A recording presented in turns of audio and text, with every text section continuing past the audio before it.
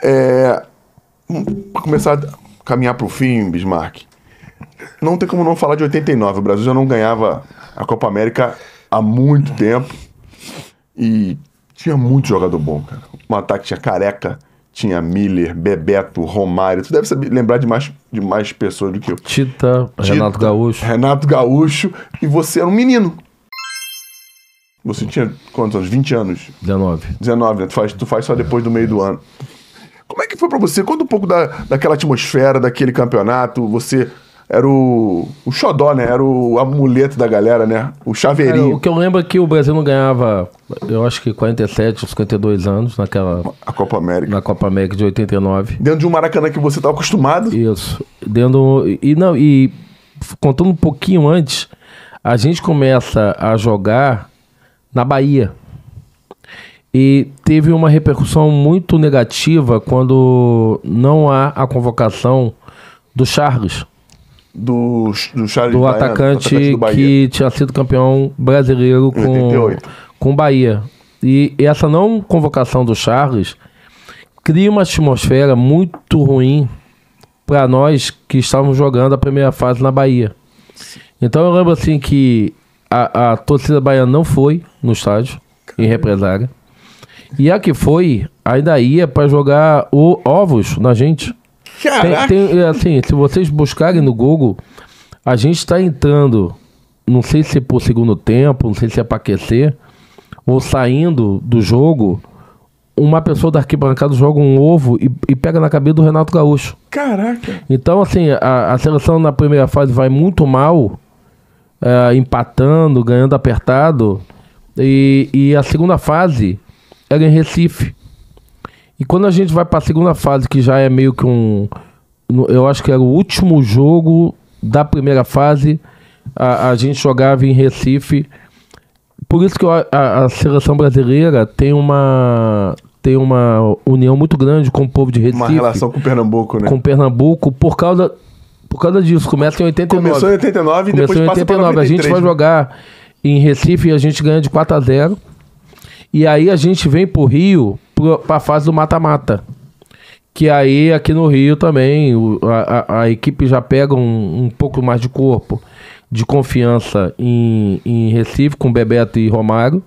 Careca, Miller, Renato Gaúcho, Tita, os reservas, a gente vem pro Rio.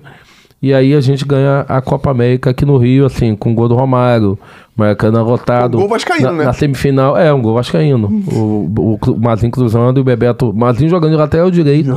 Porque o Jorginho tava machucado.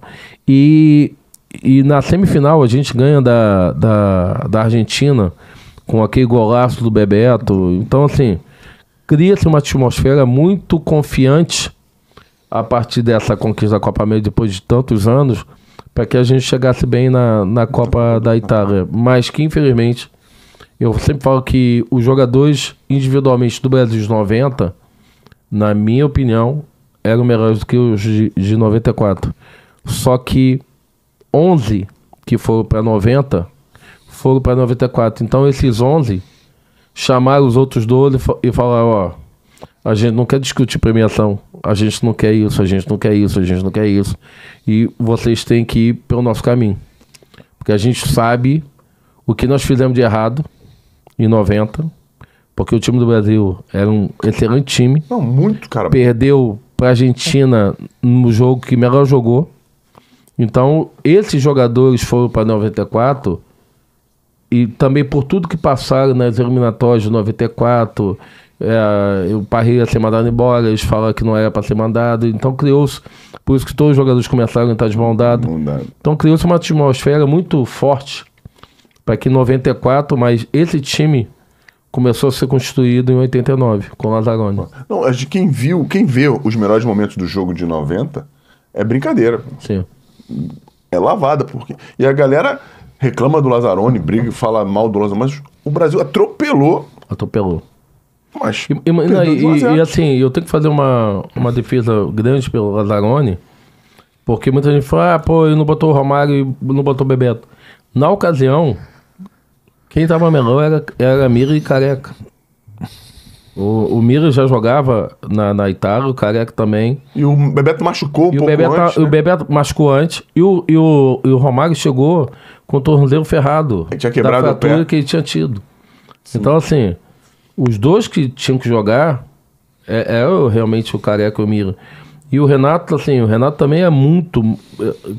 Cara, se você for falar de jogadores que a gente viu, que o Renato Gaúcho jogou... É verdade. Cara, vamos lá. O time de 87 do Flamengo: Zé Carlos, Jorginho, Edinho, Leonardo, Andrade, Ailtonzinho, Zico, Renato Gaúcho, Bebeto. Aí você vai pro Vasco. Isso. O primeiro turno do Campeonato Carioca de 87 era Cássio, Paulo Roberto, Donato Fernando Mazinho, Dunga, Giovanni Tita, Mauricinho, Roberto Romário.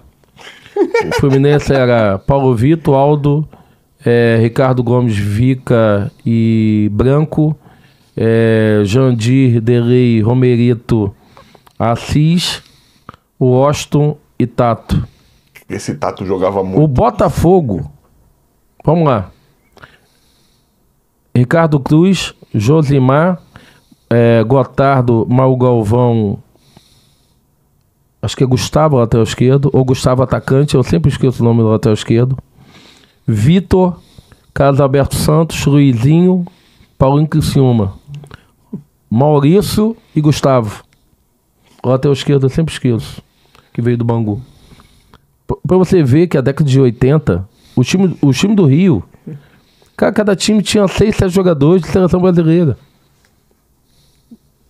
O Vasco, porque eu era torcedor, pra mim esse foi o maior time que eu vi do Vasco. É mesmo? Maior time. Mauricinho, Roberto e Romário no ataque.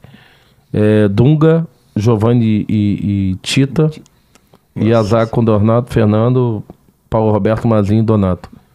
Caraca. Você vai pra uma Copa de 90 ou Copa de 94, cara? E aí você fala assim, por que não vem Copa de novo? Você não consegue pegar os times brasileiros hoje com... Porque assim, você vai ter ou dois ou três... Com todo o respeito que eu tenho ao Neymar, eu acho que é o último craque que a gente teve nos últimos 10, 12 anos. A gente só tem o Neymar. Não tem outro craque. O Brasil ganhou a Copa 2002 com o Ronaldinho, com o Ronaldo Fenômeno, com o Rivaldo, com o Cafu, com o Roberto Carlos. Cara, tem peso. Você ganha a Copa 94 com o Dunga, com o Jorginho, com o Bebeto, com o Romário, com o Branco. Cara, se eu for discutir tomando um vinho, a gente tem que começar às 7 horas da noite para terminar às 4 da manhã. Porque eu sempre brinco com os meus amigos assim, vamos fazer os 3 melhores. Quem foi os 3 melhores que você viu em cada posição?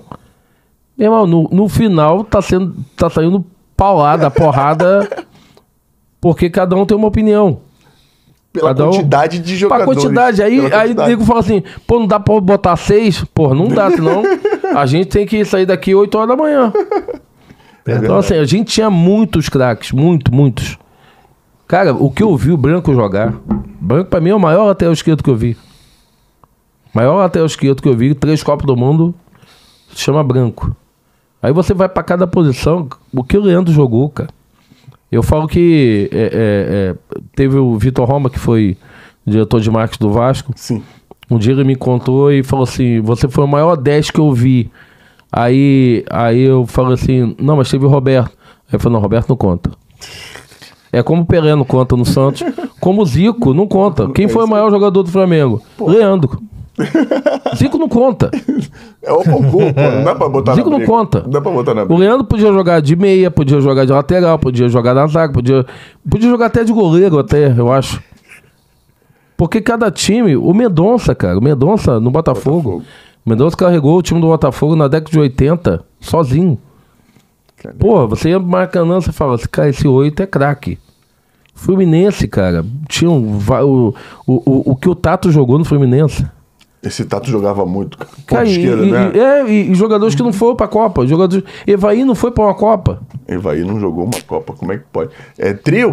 Tricampeão brasileiro, eu acho, 2 com o Palmeiras. Não, e a gente, muita gente fala assim, pô, vocês depois dos 40 anos, vocês ficam muito nostálgicos. Pô, a história, cara, não é nostalgia. Tá lá, é estatística. E o que você acha que tá acontecendo agora pra gente acabar? Senão você falou que vai beber, tomar um vinho aqui. Isso que ele tá bebendo água. Não, e ele tem que ir embora. Não, pô, com vinho ferrou.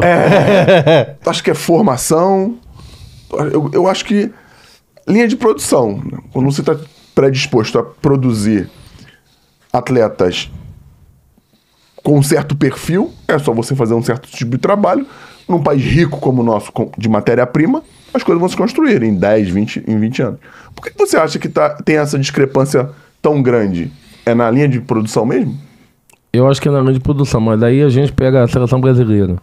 Todos os jogadores que estão jogando, jogam em Real Madrid, jogam em Barcelona, jogam em grandes clubes do Brasil, em grandes clubes do mundo. O que eu acho é que a gente foi achando que pela nossa vivência dentro do futebol, que a gente ia sempre ganhar tudo. E acho que a gente não começa a se preparar para o que está acontecendo no mundo. Aí você pega vou te dar um exemplo, a Inglaterra. A Inglaterra não renovava a sua seleção. A Inglaterra sempre foi uma seleção de veteranos. A Itália é a mesma coisa. Você começa a pegar esses países, eles começam a fazer um trabalho. Não é somente na divisão de base. Começa a fazer um trabalho, Fernando, nas escolas. A Alemanha pega lá, cada setor da Alemanha, ela começa a dividir em escolas quem são os seus melhores jogadores com 11 anos, quem são os seus melhores com 12, com 13. E começa a Federação Alemã a mapear isso. A gente hoje, assim, eu vou te dar um exemplo. No Japão, não existe a base. De 26 jogadores que foram para a última Copa do Mundo, 19 estavam na Europa. Na minha época, não tinha um jogador japonês na Europa. O primeiro que foi o Kazu, bateu e voltou. Depois foi um jogador chamado Nakata. Que jogou até na Roma, e que jogava pra cacimba. Você vê os jogadores brasileiros saindo muito mais jovens, porque o poder deles na Europa é muito maior de vir aqui comprar um jogador. Só que esses jogadores, assim, a França, a Inglaterra hoje que eu dei o exemplo, a Inglaterra hoje tem um centro de treinamento que quando ela convoca a seleção principal, ela convoca a sub-23, a sub-21, a sub-19, 18, até embaixo, e bota todo mundo reunido ao mesmo tempo. Caraca, então quando você almoça, você está almoçando com o saca. A França faz a mesma coisa. Quando você está almoçando ali, o moleque está tomando café da manhã, está tomando o café da manhã na mesa com o Mbappé. E hoje, infelizmente, os jogadores brasileiros, seja com o fã, seja com a imprensa, há um distanciamento muito grande, até por uma crítica. Sim. Eu vi a imprensa criticando a seleção brasileira, igual o Vinícius Júnior e alguns jogadores, assim, ficam chateados com a imprensa, ficam chateados com o povo brasileiro, e já teve esse exemplo do Neymar, de achar que não pode ser criticado. Então, a nossa base, que a gente pensava, para mim inadmissível você ver a base com garotos de 1,90 m, com garotos de 1,92 m, do treinador olhar e falar: você é muito baixinho, você não joga aqui. Escutamos isso essa semana. E eu vou te falar assim, eu vi a Itália chegar na Copa do Mundo agora sub-20, que os dois melhores jogadores da Itália deviam ter 1,65 m. A Itália. Famosa do jogador que estava nessa Copa, ser um dos jogadores mais jovens do Empoli a jogar na seleção italiana. E aí a gente olha, hoje, o jogador brasileiro, nas bases, não, tem que ser grande e forte. Não, tem que ser bom. Tem que ser bom.